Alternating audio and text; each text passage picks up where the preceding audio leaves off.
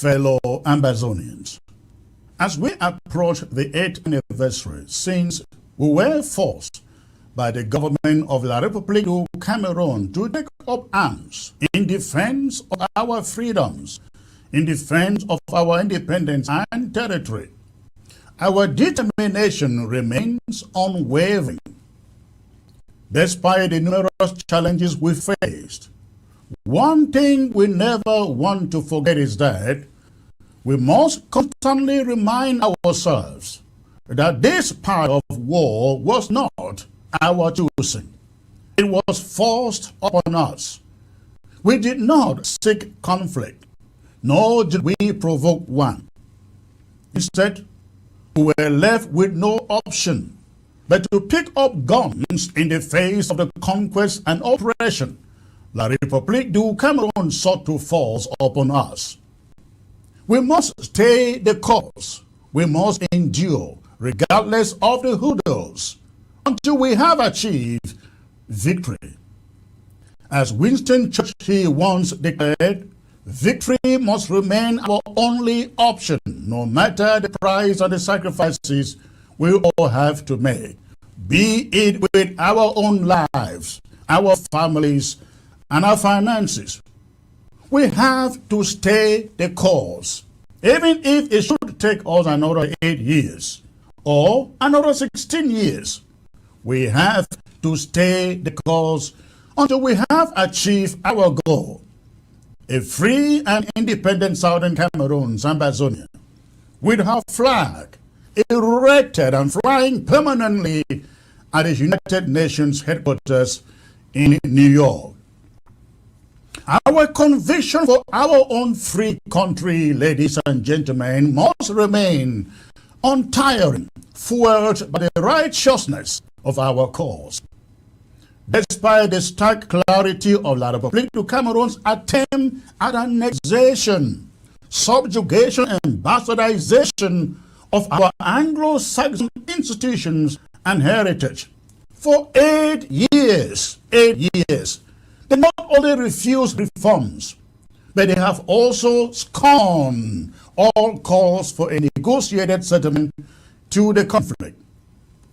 The injustices faced by our educators and legal professionals persist unchanged since 2016, with no signs of imminent reform. But even if reforms were to materialize now, they would be too belated to suffice. In the face of adversity, let us stand united and resolute. Our struggle transcends our own grievances. It is a fight for the prosperity of future generations. Together, we shall endure. I have come today to remind you of the reasons we are not going to chicken out. By this, I mean the reasons why peace, they say, will continue to elude the Northwest and Southwest, as I like to call it in Yaoundé. Our resolves remain unshakable for numerous compelling reasons. Number one, we must not forget the suffering of our comrades, numbering in the thousands, still held in captivity in the prisons and gulags of the Republic du Cameroon. I am talking about comrades like Sisiko Ayok Tabe, Abdul Karim Ali, Tassan Wilfred, Info Ngala Info, Blaise Renew, Yambe Elias, Awasom, BBC, Pendarens, and countless others that I cannot mention for time constraints. They continue to endure the harsh realities of confinement. To waver now would diminish their sacrifices, turning them into cautionary tales of dissent against La République du Cameroon's oppressive regime. Think about it for a moment, comrades. If we should chicken out now, if we should give up, what happens to them? They die in those gulags, used as examples of how not to protest La République du Cameroon, isn't it? In the past 7 years, the Republic's military forces, that is number 2, have ruthlessly slaughtered over 30,000 of our children, our brothers, sisters, mothers, and fathers. If we should chicken out now, wouldn't they have died for nothing, died in vain? What would we have to say they died for? To chicken out at this pivotal moment would tarnish their memory and nullify their struggle for justice. We must therefore ensure their sacrifices are not forgotten as we continue to fight for the cause. The records say that, number 3, that the Political Cameroon ruthless campaign to conquer us has resulted in the destruction of over 400 towns and villages in our territory. If we were to yield to surrender now, the devastation inflicted upon our communities would go uncompensated, serving as a stark reminder of the consequences of resistance without success. The Republic of Cameroon would undoubtedly exploit this to deter future dissent and perpetuate its oppression forever. In addition, the lives of 1 million of our people have been disrupted, with hundreds of thousands of children deprived of education for nearly 8 years. To abandon our struggle at this critical juncture would betray their hopes for a better future and diminish the sacrifices they have endured. It is therefore our collective responsibility to ensure that these sacrifices are not in vain or were not in vain. We cannot waver. We cannot chicken out. These are some of the reasons why we must make sure that as individuals and collectively too, we protect the integrity with which we prosecute the war, or else we'll lose the war in the hands of opportunists and criminals. Fellow Ambazonians, we must remain resolute in our commitment to the cause for numerous reasons compel us to do just that. We cannot afford to waver or hesitate. The integrity of our mission demands unwavering dedication to honor the sacrifices of those who fought ahead of us and are gone. We must be vigilant. And any retreat now would negate the hard-won progress we have achieved. All of us, and I mean everyone, both home and abroad, must personalize the struggle. See yourselves as a custodian, the owner of the struggle. And do all within your capabilities to maintain the integrity of it. And I want you to take this very, very seriously. For if we do not personalize the struggle, see ourselves as the owners, the custodians, ladies and gentlemen, as caretakers, somebody hiding in the diaspora with gun-toting hoodlums on the ground is going to destroy it for all of us. It will be collateral damage.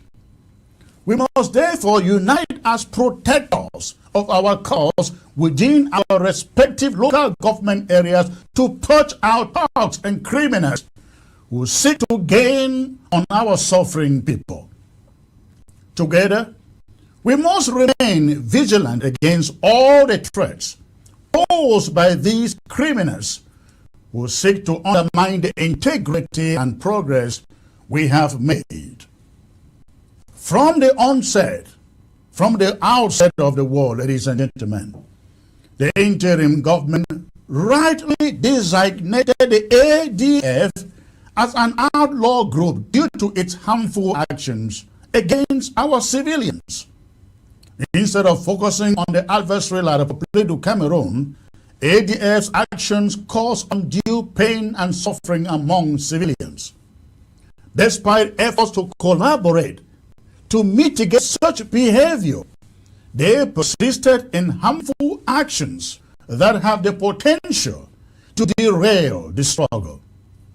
We cannot continue to watch such behavior, as it would imply shared responsibility.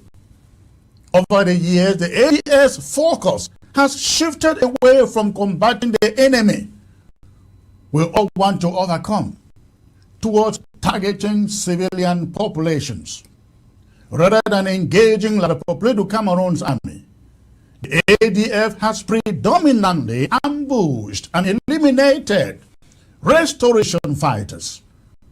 Their actions have been marked by brutality, including clandestine burials of civilians they key through public executions.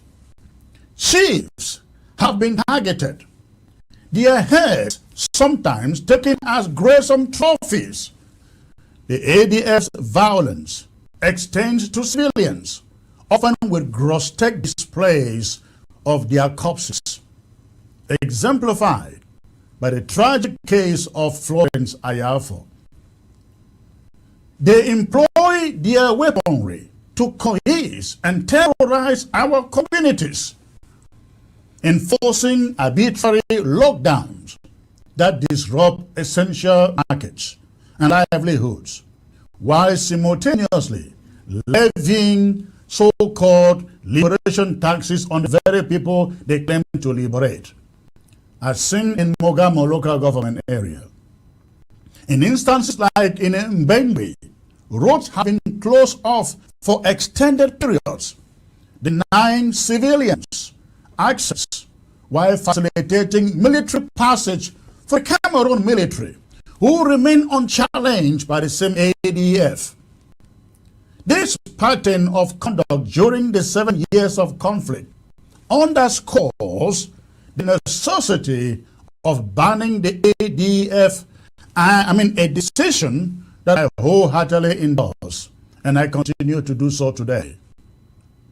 Today, I am calling on each and every one of you to reassert our firm stance against the ADF and stand unwavering in our commitment to eliminate them on our soil. Together, let us uphold the integrity with which we have tried to prosecute this struggle and shield our communities from those who seek to exploit it for power and personal gain. It is time for collective action, both home and abroad, to rid Ambazonian territory of ADF fighters. Too many of our people languish in prisons. Countless lives have been lost, and hundreds of thousands are displaced, forced into refugee status in Nigeria and other parts of Central Africa, all in the pursuit of Ambazonian independence. Allowing, ladies and gentlemen, allowing the ADF to operate with such impunity threatens us all, risking the loss of our struggle to their actions and the actions of their criminals. The time has come for us to unite and rid Ambazonia of their presence. The interim government's message is clear: to achieve a free and independent Ambazonia, we must take decisive action against the ADF going forward. Extorting civilians under the guise of a liberation tax, why many struggle to afford basic necessities on a daily basis, is a serious offense. It's imperative that we, the people, stand up against such criminal behavior. If the AGOC and the ADF want Ambazonians to believe we are in the same fight, in the same cause, and have the same goal, and that Ambazonians love and support them, how about they seeking funding from the diasporas other groups in the struggle are doing? How about that? Harassing and holding civilians for ransom It's not an act of bravery nor wisdom. It is criminal and cowardice. We stand in solidarity with the people of Momo and Mogamo in particular, and they strive to expel the ADF from the communities. Every ADF hideout must be exposed, and every affiliated fighter neutralized. Yes, neutralized. Let them have nowhere to hide on ground zero. When they come demanding for their liberation tax, make sure you pay them. Make sure you pay them to save your life. But make sure you gather information on their whereabouts, on their hideouts, and expose them for elimination. These measures are necessary, essential, because if we fail to remove root elements from within true Amazonian fighters, the sacrifices of the many who uphold integrity will be rendered meaningless, useless. Let us take decisive action to safeguard the future of Ambazonia. And let me state here that taking out, neutralizing the ADF is not the case of dog eating dog or fighters against fighters, as some would like to suggest. It is not. It is rather about ripping out the tares from the wheat, so that all are not painted with a broad brush. Fellow Ambazonians, on another important subject, the question of Misodi-Political Cameroon's presidential election, I come to you today with a message of utmost importance, a message that speaks to the very heart of our struggle for independence and self-determination. As the election approaches, I urge each and every one of you at home to stand firm in our commitment to the restoration of Amazonia and to refrain from participating in this election process and the election itself. In 2017, we made a historic declaration of the restoration of Ambazonia's independence. This declaration was a defining moment in our quest for freedom, a declaration that signaled to the world our unwavering determination to reclaim our rights and our identity as a sovereign nation. Participating in the upcoming Misodi-Political Cameroon's election would be a direct contradiction of that declaration, as it would imply that we still consider ourselves a part of Cameroon. We must remember that actions speak louder than words, and abstaining from this election will serve as a powerful statement of our true intentions and aspirations. Our abstention from the Cameroon election will be more than a mere act of defiance. It will be a referendum for Ambazonia, a demonstration to the international community and to organizations such as the African Union, the Commonwealth, the European Union, the United States, the United Nations, that we are resolute in our pursuit of independence. I bet you the world is watching to see what we are going to do in that election, and we must not fail.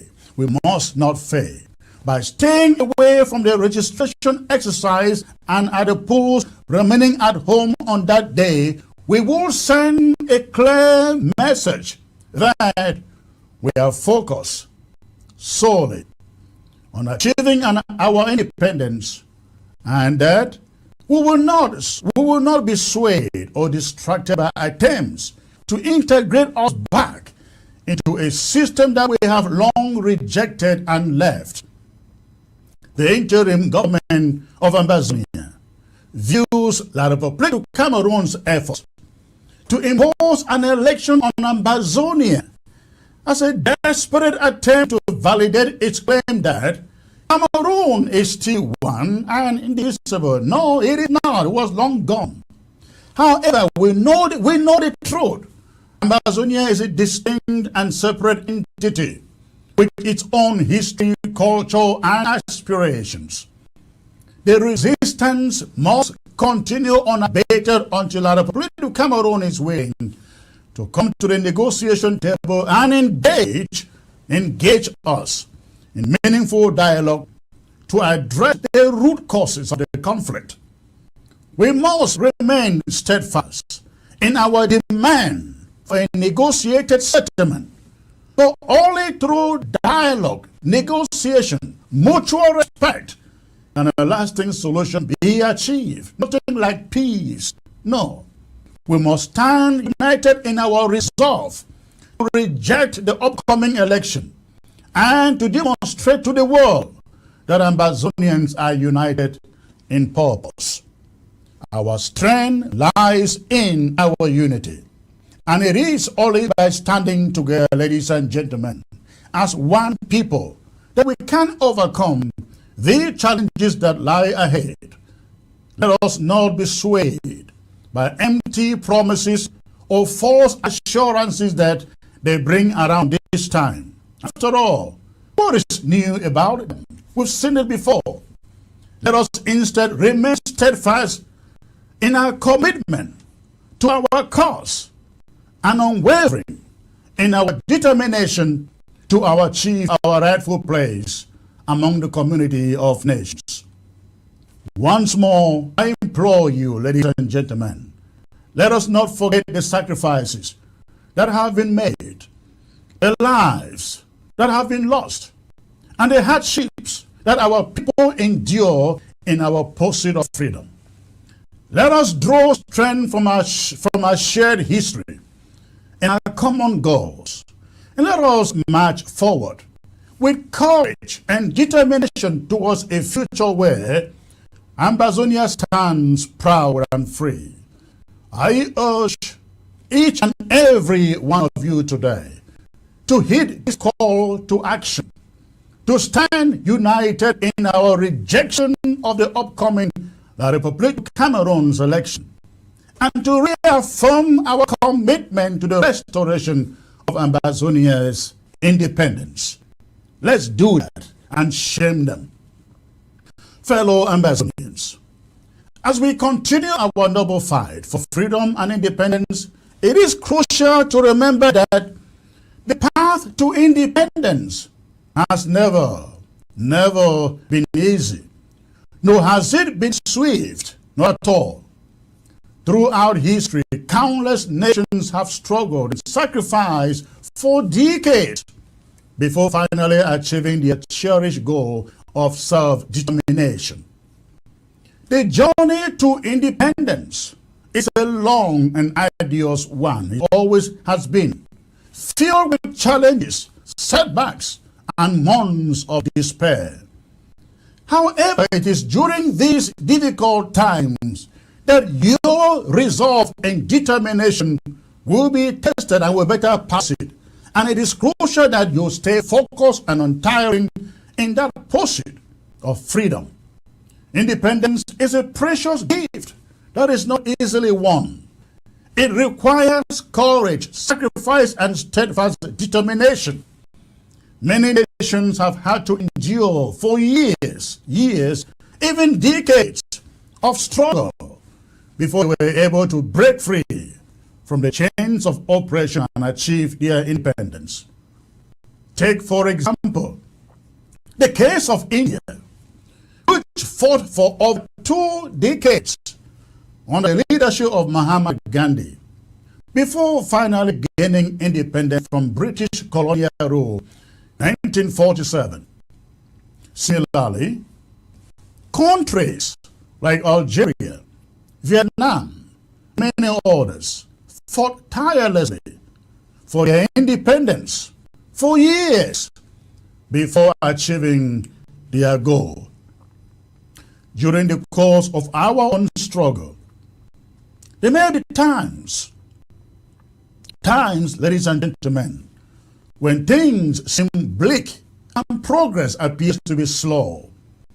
It is important to remember that this is a natural part of any struggle for freedom.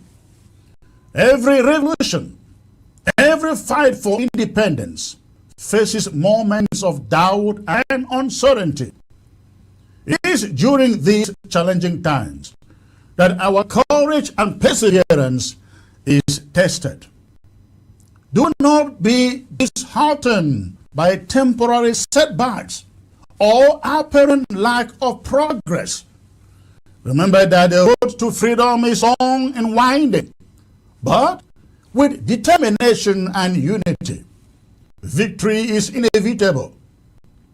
When things seem to be moving slowly and it appears as though we are losing ground, this does not mean that your leaders here at the interim government are not working. We are working tirelessly behind the scenes, ladies and gentlemen. They are strategizing, mobilizing support, knocking on diplomatic doors, and raising funds to further the cause of Ambazonia's independence. Your interim government is dedicated to advancing the interests of Ambazonian people, and we are working tirelessly to securing international recognition and support for the cause. When the occasion arises, rest assured that the Republic of Cameroon will hear from us. Remember, the path to independence may be long and difficult, but the reward of freedom is priceless. Your courage and your determination will carry us through the darkest of times. Let's stay united, stay focused, and continue our fight with unwavering resolve.